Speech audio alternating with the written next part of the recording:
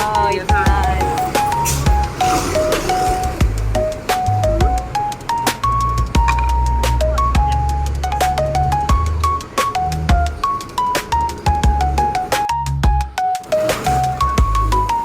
This is pad thai? Okay.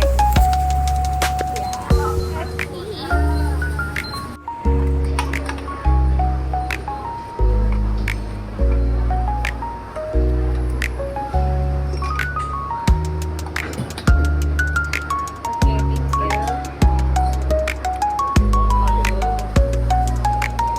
Where's my food?